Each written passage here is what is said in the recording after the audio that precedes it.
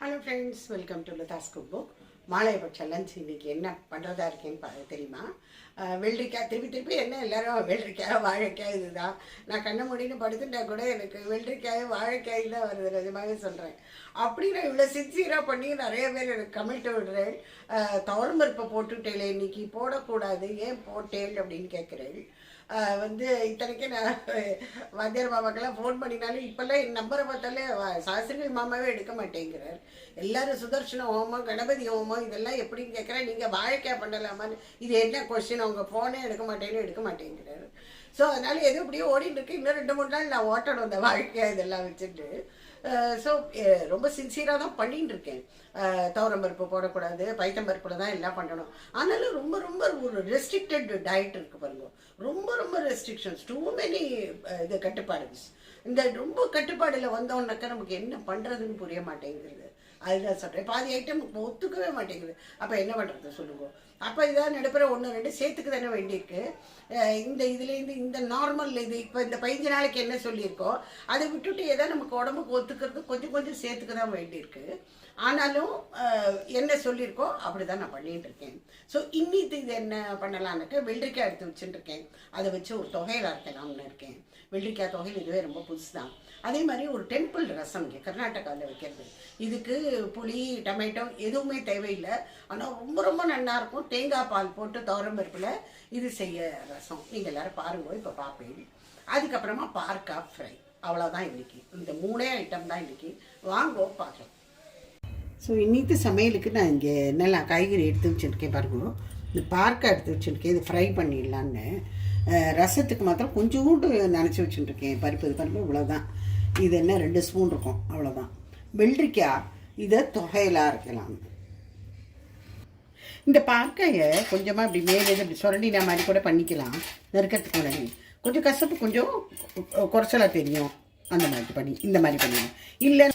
இல்லை நாங்கள் அப்படியே தான் பண்ணுவோம்னா அப்படியே நம்ம நறுக்கிடலாம். பாருங்க,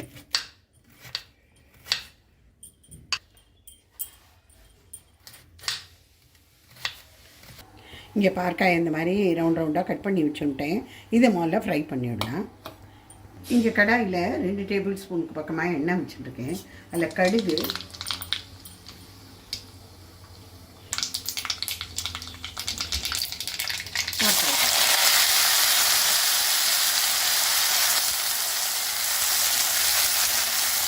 மஞ்சள், உப்பு,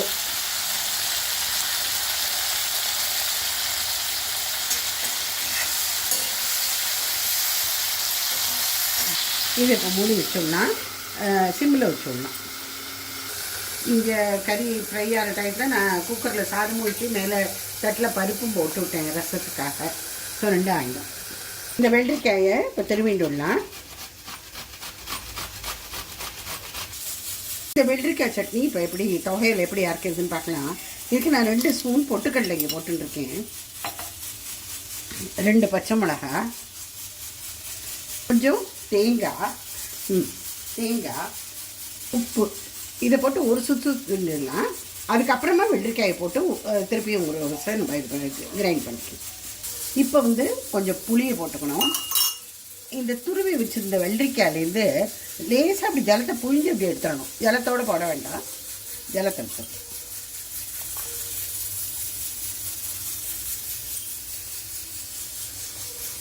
இப்போ வெள்ளரிக்காய் போட்டேன். வெள்ளரிக்காய் புளி எல்லாம் இப்போ நல்ல தொகையில் கிடைக்கிற மாதிரி அரைச்சி விட்டுணும். ரொம்ப ரொம்ப ஈஸியாக குவிக்காக ஆகக்கூடிய ரெசிபி இது. அவ்வளோ டேஸ்டியாகவும் இருக்கும். மேலேருந்து கொஞ்சோண்டு எண்ணெயை ஊற்றி அதில் கடுகு தாளிச்சு கொட்டினா அரைச்சிடுவாங்க. பார்க்க நல்லா ஃப்ரை ஆகிடுது. கொஞ்சமாக சில்லி பவுடர் போட்டு இறக்கிடலாம். உங்களுக்கு இன்னும் மொறுன்னு வேணும்னா 1 டேபிள் ஸ்பூன் அரிசி மாவோ 1 டேபிள் ஸ்பூன் கடலை மாவோ போட்டு இறக்கினா இன்னும் ஒத்தையாக அப்படியே ரோஸ்டடாக இருக்கும், மொறுன்னு இருக்கும். இந்த வெள்ளரிக்காய் தொகையில் அரைச்சி வச்சுருந்தோம் இல்லையா, அதில் கொஞ்சமாக அப்படி தாளித்து கொட்டிடணும். கடுகு தான், வேறு எதுவும் நான் போடலை. இப்போ நம்ம ரசம் வைக்கலாம். இது என்னென்னாக்க 1 ஸ்பூன் சீரகம் வச்சுட்டுருக்கேன், 1 ஸ்பூன் மிளகு வச்சுட்டுருக்கேன். இது 2த்தையும் நம்ம உங்கள்கிட்ட உரல் இருந்ததுன்னா அதில் 1-2மா அதில் உடச்சிக்கலாம். இல்லை மிக்சியில் போட்டாலும் ஃபைன் பவுடராக ஆகக்கூடாது. 1-2மா குறன்னு இருக்க மாதிரி பார்த்துக்கோங்க. அடுத்தது இந்த வேக விட்ட துவரம்பருப்பை நல்லா கடைஞ்சுடணும். உருவே தெரியாது. ஜலம் நல்லா ஒரு டம்ளர் ஊற்றி வச்சுட்டுருக்கோம். இது நல்லா இந்த மாதிரி கடைஞ்சி வச்சிடணும். நிறைய ஜலத்தையும் விட்டு வச்சுட்டுருணும். வேக விட்டுச்சு. மஞ்சப்பொடி போட்டிருக்கலாம், நான் போடலை, அதனால இப்போ போடுறேன். இங்கே கொஞ்சோண்டு ஒரு ஸ்பூன் போல் நெய் விட்டுருக்கேன். இதில் கடுகு போட்டுடணும். ஃபஸ்ட்டு நான் இந்த உரலில் தான் அப்படியே பொடி பண்ணிட்டுருக்கேன். அதை போட்டேன். மிளகு சீரகம் இருக்கோம் இல்லையா, கடைஞ்சி வச்சுட்டுருக்கிற துவரம் பருப்பை போட்டேன். இதில் நிறைய இஞ்சி போடணும். பொடி பொடியாக நறுக்கியும் போடலாம், திருவியும் போடலாம். ஆனால் இஞ்சி கொஞ்சம் நிறையா இருந்தால் இந்த ரசம் ரொம்ப டேஸ்டியாக இருக்கும். நிறையா கொத்தமல்லி கருவேப்பிலை இப்போவே போட்டுடணும் கொதிக்கிறதுக்கு. உப்பு. நான் இங்கே ஒரு 4 ஸ்பூன் தேங்காய் போட்டுருக்கேன். அதில் கொஞ்சமாக ஜலத்தை விட்டுட்டு இதை அரைச்சி இதோட பால் எடுக்கணும். அதை இந்த ரசத்தில் சேர்க்கணும். இதில் ஒரு அரை டம்ளருக்கு பக்கமாக இந்த தேங்காய் பால் விடணும். இதை கொஞ்சம் சிம்மில் வச்சுக்கணும், கிளறிண்டே இருக்கணும். ரொம்ப இது பண்ணக்கூடாது, ரொம்ப தளதளன்னு கொதிக்க விடக்கூடாது. ஒரு மாதிரி ஆகிடும் ரசம் பார்க்கறதுக்கு. நல்லா இனிமேல் ரசம் இறக்கிடலாம். முத்துக்கொதி வந்துவிட்டு பாருங்க, ரொம்ப ஜாஸ்தி கொதிக்கப்படாது இந்த ரசம். கொஞ்சம் எலுமிச்சம்பழம் பொழிச்சிடணும். ரொம்ப ரொம்ப டேஸ்டியாக இருக்கும். இங்கே கர்நாடகாவில் சில கோவில்களில் இந்த ரசம் பரிமாறப்படுறதுன்னு நான் கேள்விப்பட்டேன். எனக்கு அவள் தான் சொல்லியும் கொடுத்தா. அந்த கோவில் ரசம், அந்த டெம்பிள் ரசம் ஆக்சுவலாக பார்க்கணும்.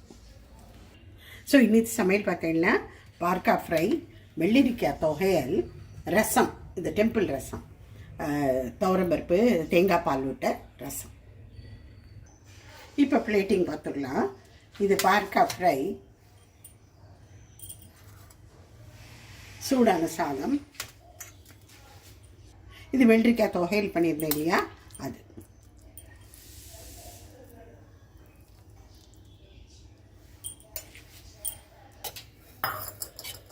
நெய், ரசம். இந்த ரசம் நீங்கள் எல்லோரும் கண்டிப்பாக வைக்கணும். ரொம்ப ரொம்ப டேஸ்டி அண்ட் ஈஸியஸ்ட் ரசம் இது. இது வந்து ஒரு வித டெம்பிள் ரசம் அப்படின்னே சொல்கிறாங்க. இதுக்கு ஒன்றும் டொமேட்டோலாம் ஒன்றுமே தேவை, டொமேட்டோவும் வேண்டாம், புளியும் வேண்டாம், அந்த மாதிரி ஒரு ரசம். ஆனால் டேஸ்ட்டு ரொம்ப அற்புதமாக இருந்தது. நீங்கள் எல்லாமே ட்ரை பண்ணலாம். தயிர். ஸோ மாலைப்பட்ச லஞ்ச் டே 11ஓடது இதுதான் நான் பண்ணியிருக்கேன். ஸோ நாளைக்கு பார்க்கலாம். Bye friends.